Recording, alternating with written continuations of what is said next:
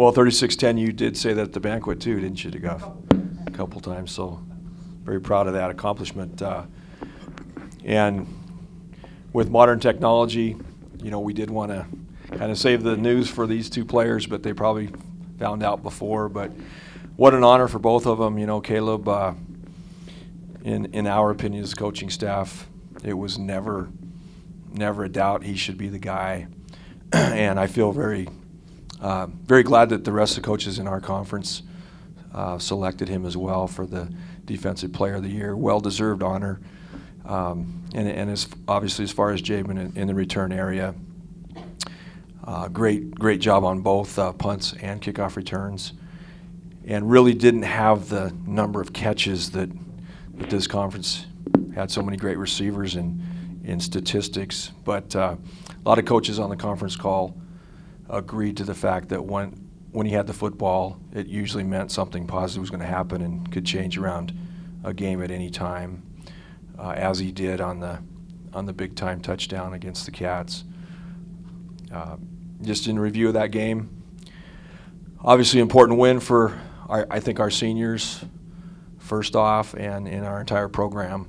You know, it was a lot of fun to go over there and beat those guys and get on the bus and get out of there. So that was fun.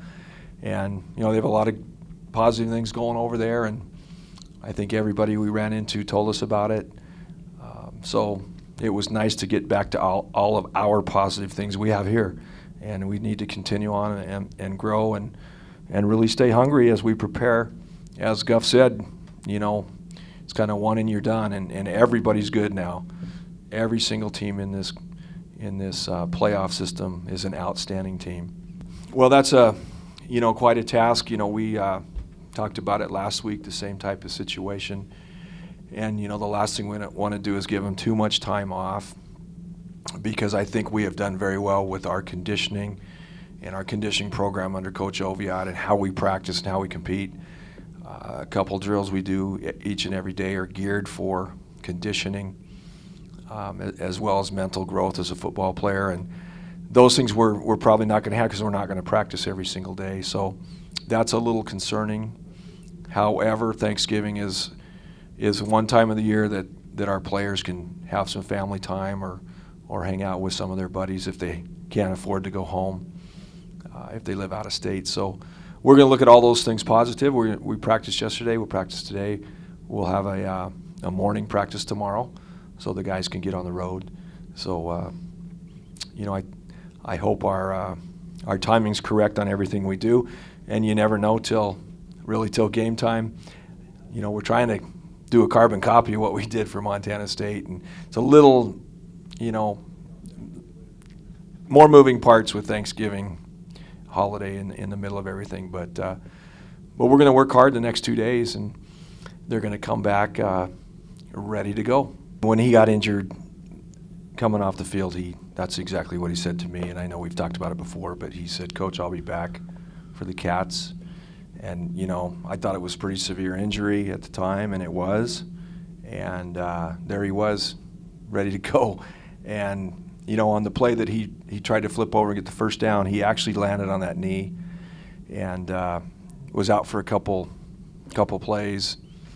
And he really didn't look good as he came out the field. So we kind of went, wow, it's got to be Peter Wynn, because Bo did not look good. And, of course, Canada was not even dressed out. So he said, no, it's not going to be just Peter. I'm going to be ready to go. And second series after that, he went crazy. And, you know, I've never seen anyone as passionate, you know, about the game of football. I mean, we have a lot of guys that are probably even with him, but I don't know if there's anybody that's more passionate than him about the game of football or the weight room or preparation. He's had a ton of rehab in his career. You know, he's been in that training room probably more than any player that I've seen in the time that I've been back here. Yeah, he did that's the old high jump scissor kick. You know, I know Coach Selvig probably did it growing up in high school. But that was before the Fosbury flop ever came into existence. But, you know, he didn't get extremely high, but he did get over the top of Fuller and landed, I mean, gracefully. which is something for a fullback / tailback to do.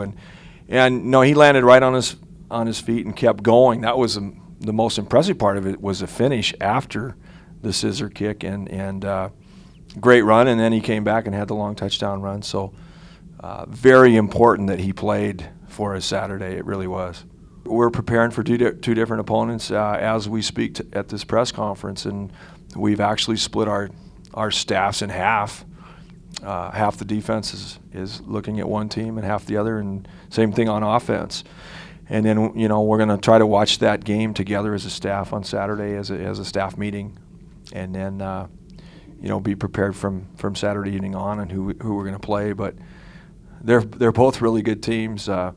Central Arkansas lost in overtime Louisiana Tech, and lost to Arkansas State, which is a Division I team, and lost to Sam Houston, #1 team in the country. So, I mean, that's a very credible record.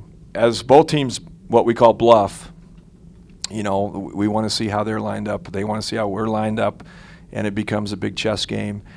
And, early in the week, our defensive staff, really with the bye, it really helped us. Well, if they're going to bluff, then we might change our defense after the bluff, which takes some time to do. And I credit our entire defense for getting into the right things. And then you can counter that and fake like you're bluffing, and it becomes a big chess game. But if Caleb wants to elaborate more, but the flag was to hide some of the signals that Coach Gregorak was giving, and I don't know if it was quite a big enough flag for Coach, but I think it did the purpose for a while. Yeah, well, I'll start with Cody. Cody had the one 17-yard run fairly early in the game, and I think he had another double-digit run, maybe not quite as long as that, but really other than that, I just I really credit again the bluff system, or the counterattack to the bluff system that we were using, and just the ability of our defensive line to get off blocks.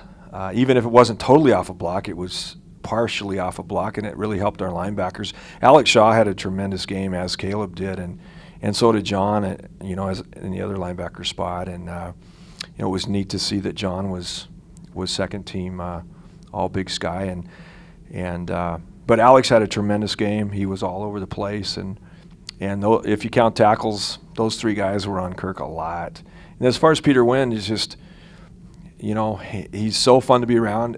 Just the heart of the lion. He just practices as hard as anybody on our team, and he comes to work ready to go.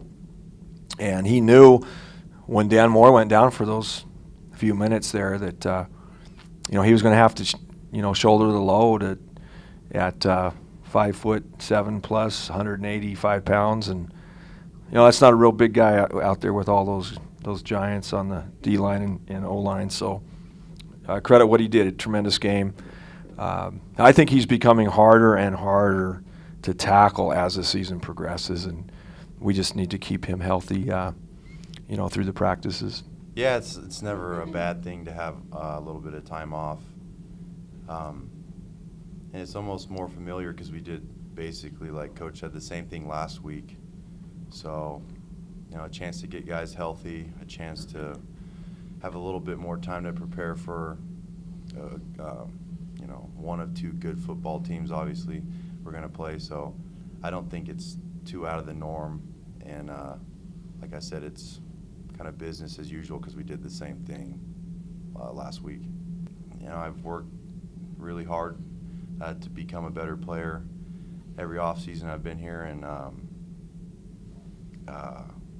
not really big on the individual stuff. I'm more proud of obviously our team and that we're in the playoffs. But I'm happy, and it's cool. It's a cool accolade. I might go to Butte for Thanksgiving. Carson Bender's got some family down there, and I went last Thanksgiving, and it's always a good time, so I might do that.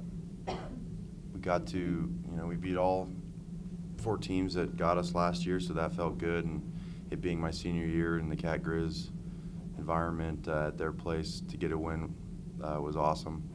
And we enjoyed it yesterday, but things move so fast now that we're in the playoffs. You got to put that stuff aside. You can't be distracted. You can't become complacent because you're, Big Sky co-champions. It's not going to mean a lot to me as a senior or the senior class if we, lose in the first round of the playoffs because we're not focused. That's not how any of us wants to end our career here. So more than anything, I'm just trying to, I'm kind of done with the celebration as far as that goes. I just want to move on and get into playoffs. Yeah, that was just something that Montana State did a lot and did well. Just making adjustments on the fly. If you tip your coverage early or tip any blitzes, then they'll get into a play that'll take advantage of the weakness of that blitz.